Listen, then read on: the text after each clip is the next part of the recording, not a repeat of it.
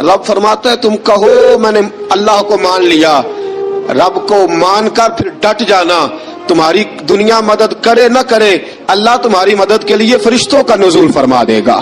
لوگ مدد کرے نہ کرے اللہ کے فرشتے تمہاری مدد کریں گے۔ اللہ کی بارگاہ سے دعا مانگو کہ یا اللہ ہمیں ہدایت کا نور عطا فرما، اللہ تو ہمیں رستہ دکھا، تو بتا کہ ہدایت کیا ہے۔ تو رب فرماتا ہے اللہ ولی الذین آمنوا، اللہ مومنوں کا مددگار ہے، یخرجہم من الظلمات الی النور، وہ انہیں اندھیروں سے نکالتا ہے اور نور کی طرف روشنی عطا فرماتا ہے، اندھیروں سے نور کی طرف اللہ لاتا ہے۔ اللہ ولی، اللہ مومنوں کا ولی ہے، وہ انہیں اندھیروں سے نور کی طرف نکالتا ہے۔ ہدایت ہمیشہ اللہ کی طرف سے سمجھے، جب وہ نماز کی توفیق دیتا ہے تو اپنے فضل سے دیتا ہے، جب وہ ذکر کی توفیق دیتا ہے تو اپنے فضل سے۔ ہم سمجھتے ہیں ہو جی فلانا نہیں پڑھ رہا بڑا بیوقوف ہے، فلانا نہیں پڑھ رہا، تو تم کیا اپنی عقل کے زور پہ پڑھ رہا ہے؟ میں جی اللہ کے فضل سے 2 سپارے پڑھتا ہوں، تو کس پہ احسان کرتے تو 2 سپارے پڑھ کے رویا کر۔ کہا اگر مالک تو بڑا قریب نہیں، بڑے لوگ ہیں جن کو پورا قرآن حفظ ہے پر انہیں پڑھنے کی توفیق نہیں، تو انہیں فضل کیا اور مجھے توفیق دے دی ہے پڑھنے کی۔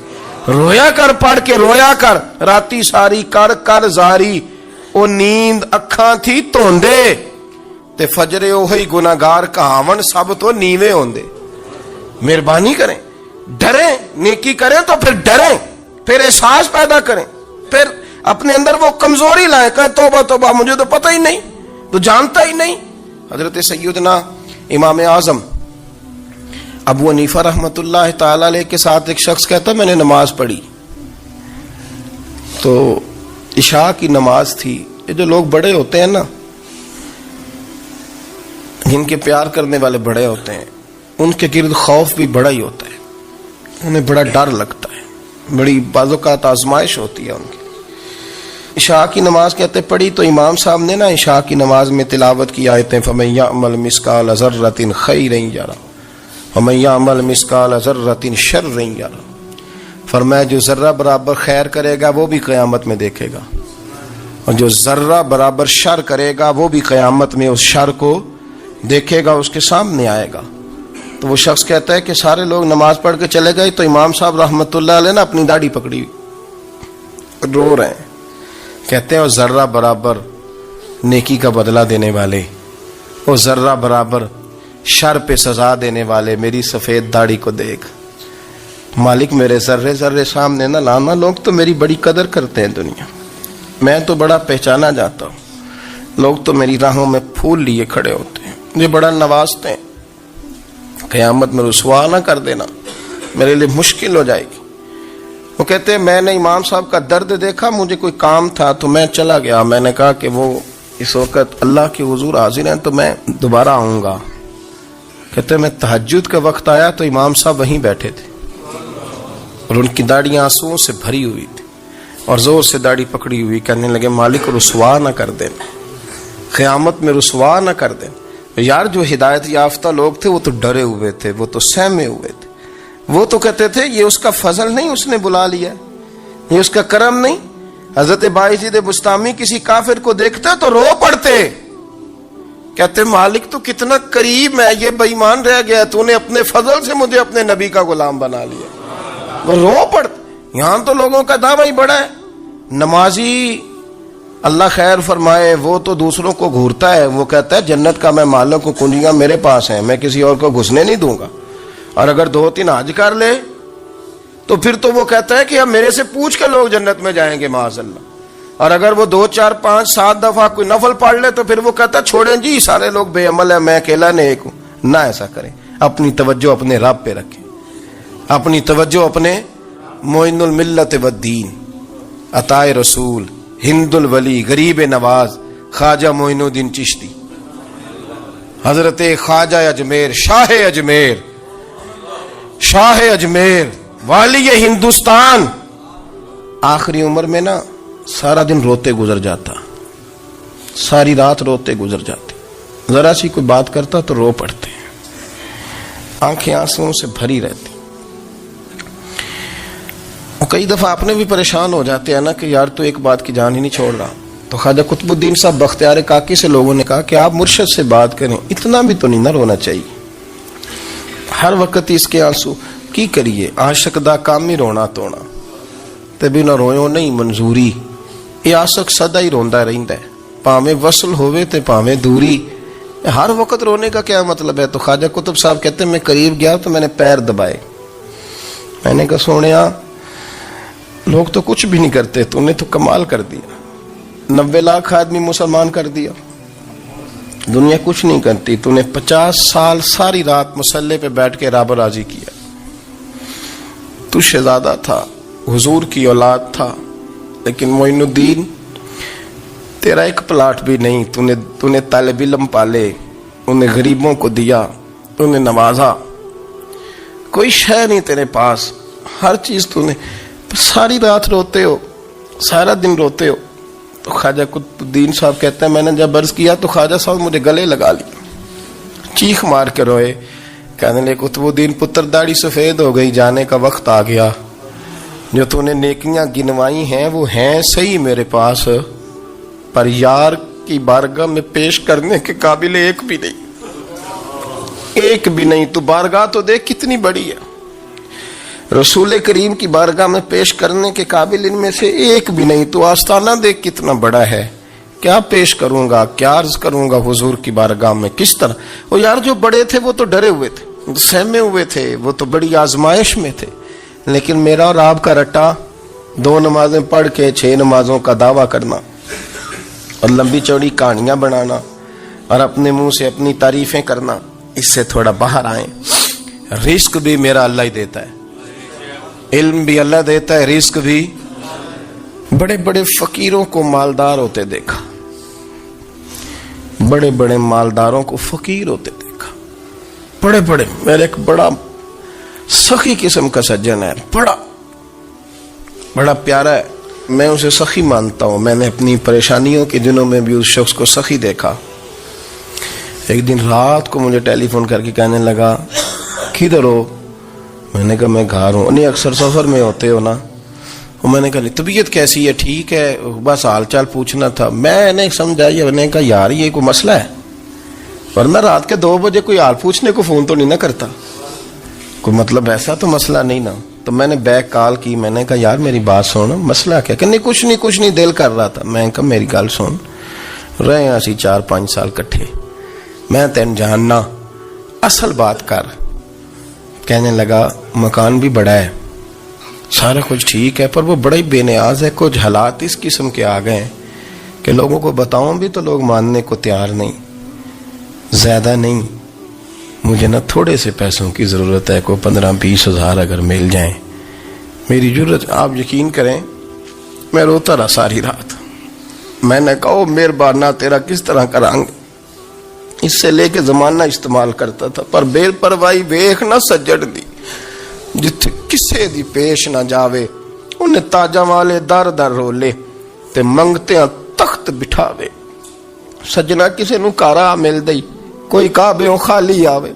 واللہ خیر الرازقین, وقت تو دائیں بائیں نہ جا, رزق تو تجھے میں دوں گا, میں ہوں بہتر رزق دینے والا. بڑے بڑے بادشاہ, بڑے بڑے شہنشاہ, بڑے بڑے لوگ, ہاتھوں میں کاسے, فقیریاں. ام ربیعہ کہا کرتی تھیں, بڑی نیک اور صالح خاتون تھیں. وہ کہتی ہیں کہ میں نا بڑے امیر آدمی کی بیوی تھی, اپنے شوہر کے ساتھ چھت پہ بیٹھی تھی تو نیچے فقیر مانگنے والا آیا. اس نے بڑے درد سے صدا کی تو میں نے اپنے شوہر سے کہا کچھ دے دے, کہا دفع کر, ان لوگوں نے دھندا بنایا ہوا ہے.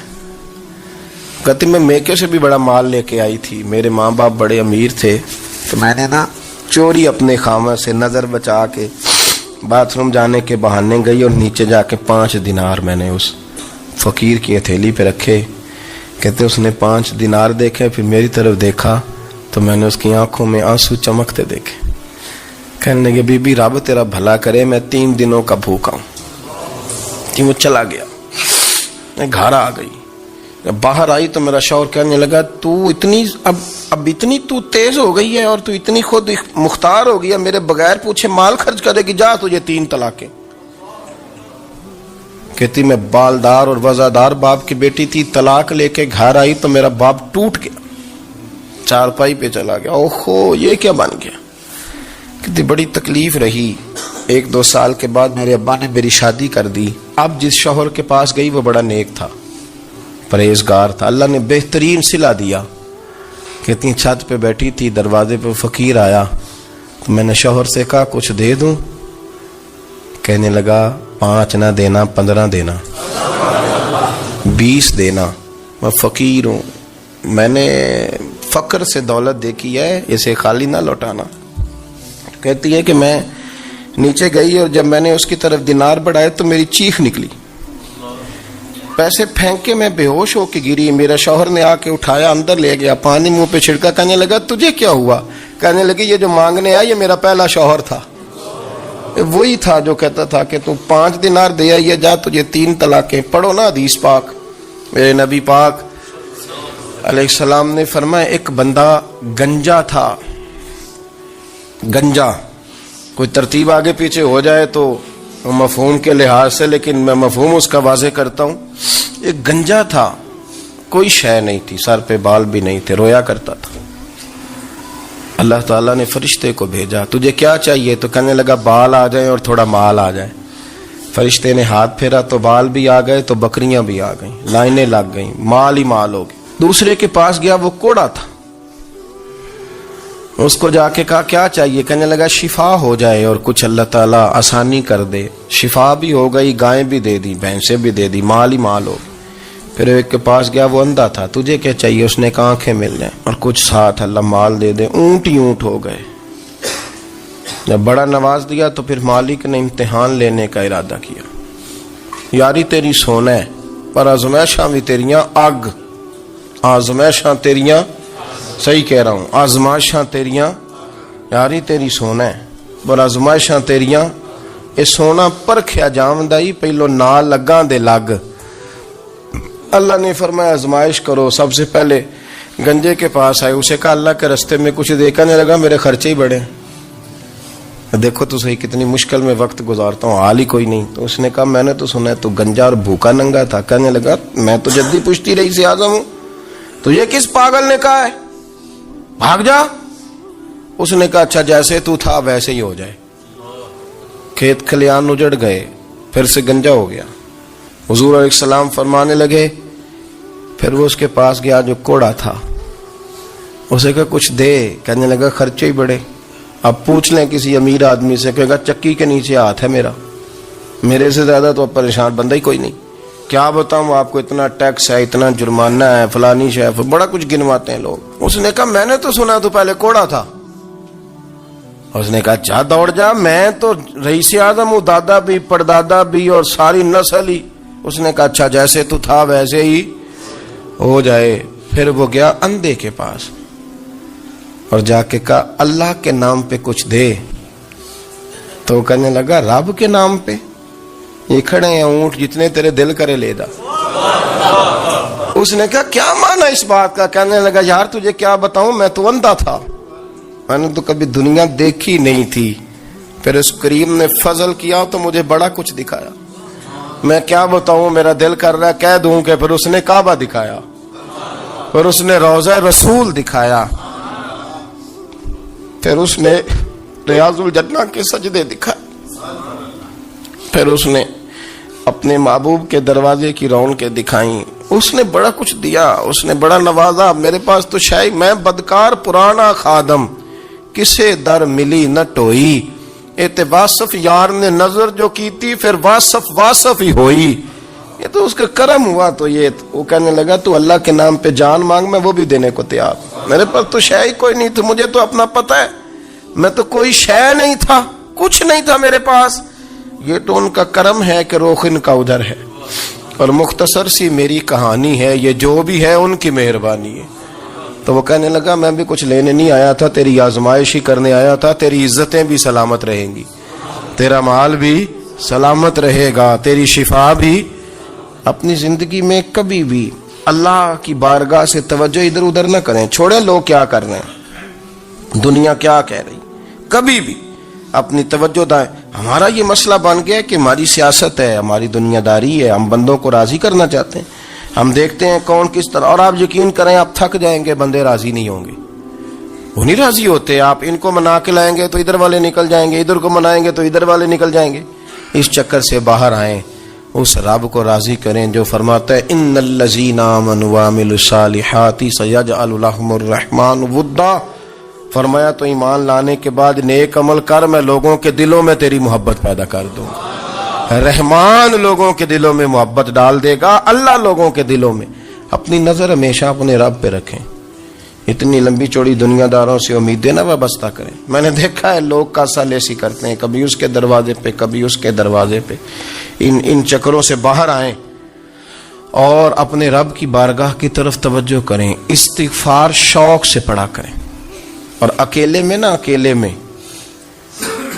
حضرت رئیس المتکلمین مولانا نقی علی خان صاحب رحمۃ اللہ نے لکھا ہے کہ فرعون 500 سال حکومت کر گیا.